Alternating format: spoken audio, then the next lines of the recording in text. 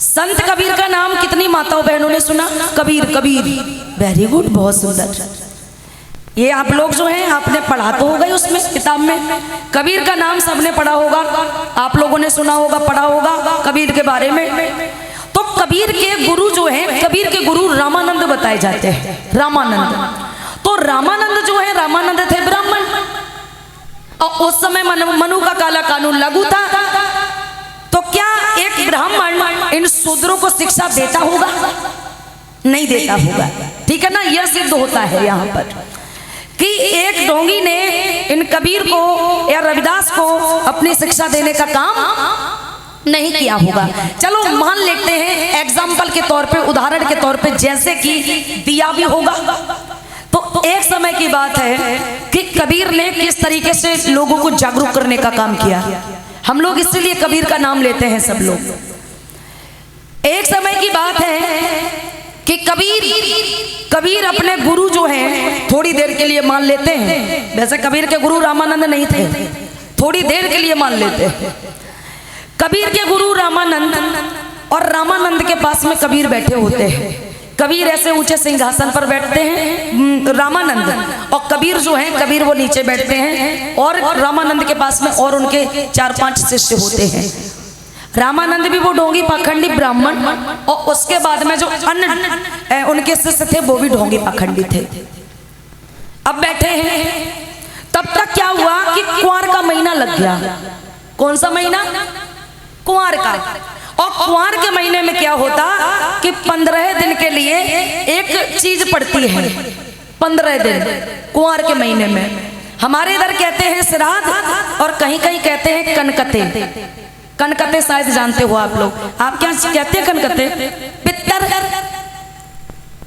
पित्तर, कनकते, पित्तर, श्राद्ध, ये तमाम चीजें कही जाती हैं। कहीं कहीं कुछ और कहा जाता होगा। जैसे ही ये श्राद्ध लगी 15 दिन के लिए, श्राद्ध जानते होंगे आप लोग, ठीक है ना। जैसे ही ये श्राद्ध लगे, जरा समझ लेना कि मरने के बाद एक व्यक्ति कोई चीज खाता या नहीं खाता। यहाँ पर पूरा मैं सिद्ध करके बता दूंगी, और उसके बाद में आपको मानने में भी बढ़िया आसानी होगी। ये चीज जो है सब दूर कर दोगे। कबीर बैठे होते हैं, और अन्य रामानंद के शिष्य भी बैठे होते हैं, और रामानंद ऐसे ऊंचे सिंहासन पर बैठे होते हैं। जैसे ही ये श्राद्ध लगे, तो ये श्राद्ध 1 दिन नहीं, 2 दिन नहीं, 3 दिन नहीं, बल्कि 15-16 दिन चलते हैं। 15-16 दिन, ठीक है।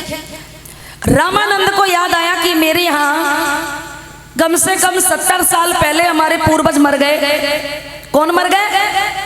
हमारे घर के पूर्वज मर गए, बूढ़े बुजुर्ग लोग मर गए। तो फिर उन्हें ये श्राद्ध चल रहे हैं, तो उन्हें कुछ ना कुछ खिलाना पड़ेगा, क्योंकि श्राद्ध के महीने में जो मर जाते लोग, वो घर पे आते हैं खाने के लिए अपने अपने घर।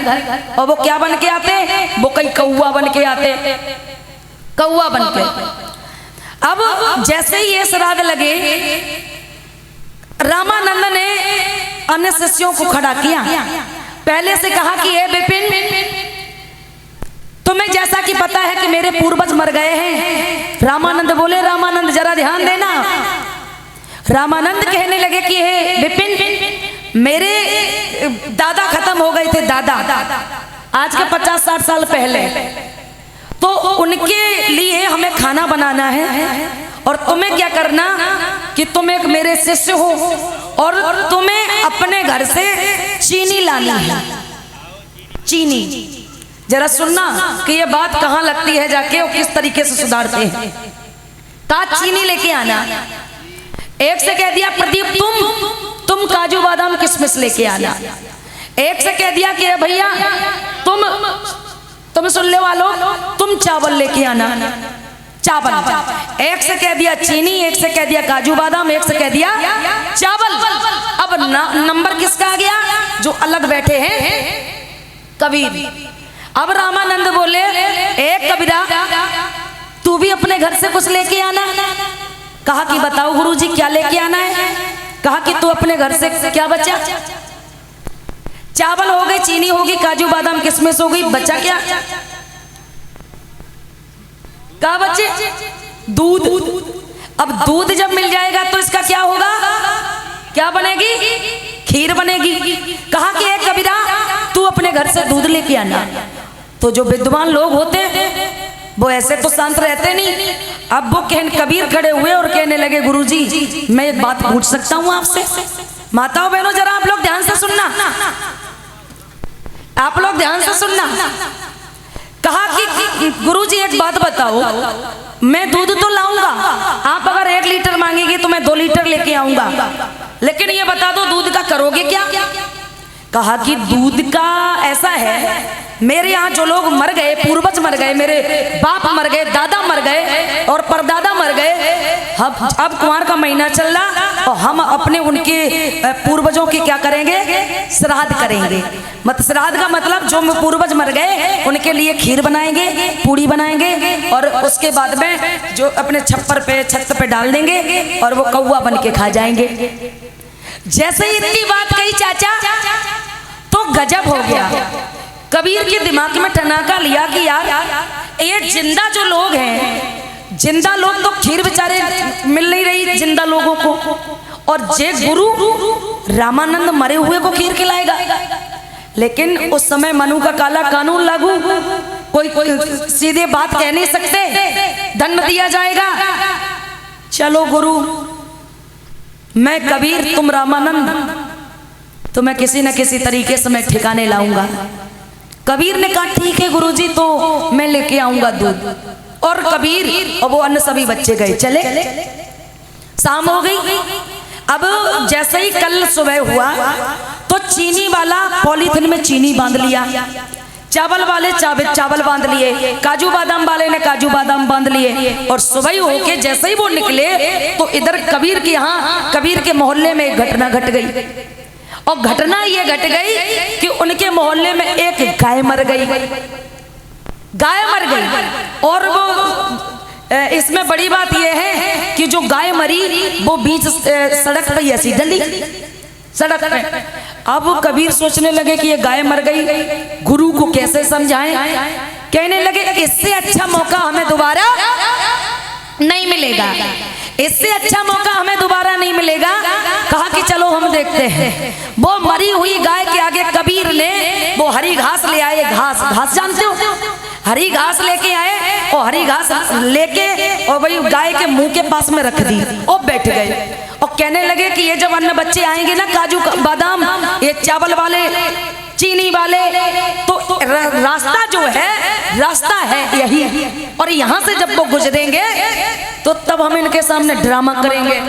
और जब हम ड्रामा करेंगे तो ये चेला जितने हैं गुरु के, ये सब गुरु को बताएंगे जाके। और जब गुरु को बताएंगे तो गुरु मेरे पास आएंगे, और जब आएंगे तो कुछ ना कुछ तो सुधार होगा।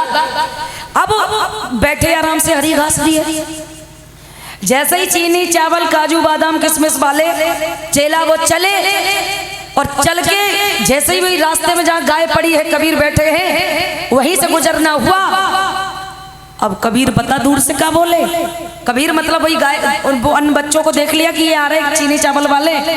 कबीर मन मन में पहले कह रहे थे और फिर तेजी से चिल्लाने लगे। और कबीर कहने लगे ए गाय माता खड़ी हो जा, हरी घास खा ले, तू दे दे, उसके बाद तू फिर मर जाना। हे गाय खड़ी हो जा, हरी घास खा ले, तू दे दे, उसके बाद तू फिर मर जाना। जैसे इतनी बात सुनी तो अन्ना वो चेला चपाटे ने सुनी। चेला कहने लगे ए भैया हमें जो लगत जब कबीर की बुद्धि खराब हो गई, हमें जो लगता कि ये कबीर पागल हो गया।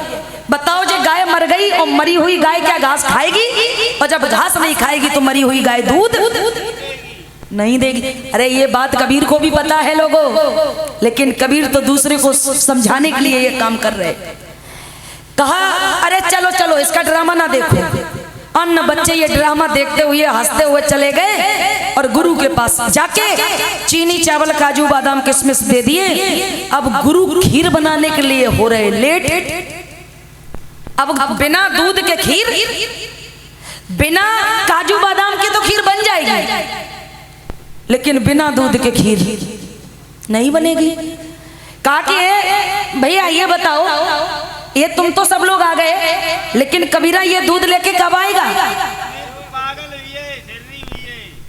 कहे मरी भाई गाय वंडरी रखता हाँ तुम्हें घास ले जाकर तो ठजा खड़ी हो जा, दूध दे दे फिर मर जा रहा।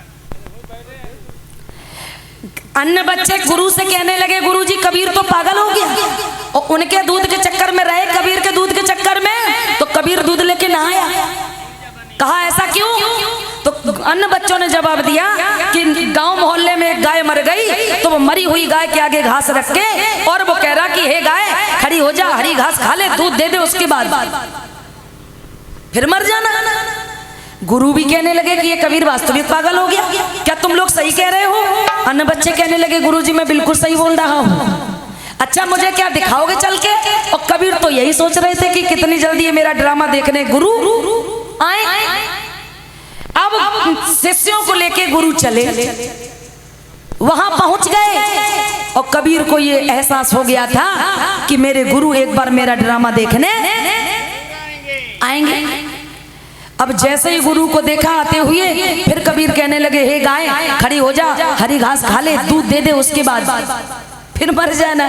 जैसे ही इतनी बात कही दीदी, तो गुरु आए पास में और गुरु कहने लगे ए कबीरा क्या तेरा दिमाग सही है?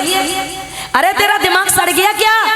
ये गाय मर गई है, और मरी हुई गाय दूध नहीं देगी, दूध नहीं देगी तो घास भी नहीं खाएगी। कबीर कहने लगे गुरुजी ये तो आप झूठ बोल रहे हैं, मरी हुई गाय घास खाएगी और दूध भी देगी। कबीर का कुछ और मतलब है लोगों। कबीर ने तो पहले ही वो दिमाग में बिठा लिया था, जब दूध लाने के लिए कहा था तो कबीर ने पूछा था क्यों, तो गुरु ने कहा था कि जो मर गए उन्हें खिलाएंगे खीर।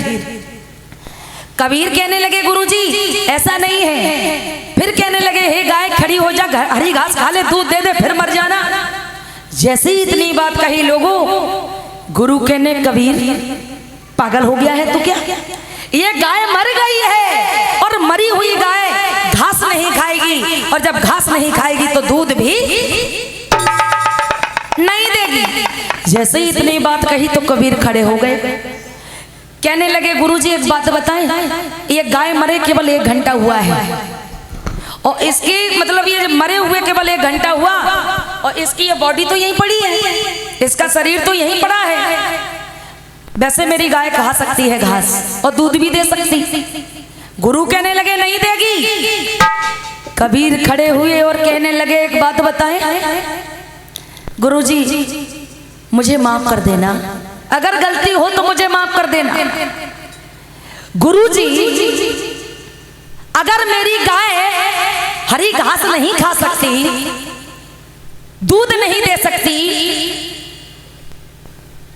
तो फिर जो आपके पूर्वज मर गए, मेरी गाय तो 1 घंटा पहले मर गई, और आपके पूर्वज 50-60 साल पहले मरे, 100 साल पहले मरे। जब मेरी गाय घास नहीं खाएगी तो आपके 70 साल पहले मरे हुए डोकर बूढ़ा क्या वो खीर चाटेंगे? जब मेरी मरी हुई गाय घास नहीं खाएगी तो आपके भी पूर्वज खीर नहीं खाएंगे। और जिस तरीके से मेरी गाय मरी हुई दूध नहीं देगी, इसी तरीके से आपके भी पूर्वज मरे हुए आशीर्वाद नहीं देंगे। जैसे इतनी बात कही तो गुरु इशारा करने लगा और कहने लगा ए लला बेटा, वैसे जी कबीरा कहा तो सही है, वैसे बात तो सही कह रहे हो, लेकिन हमें जाए उल्लू बनाने हैं तो।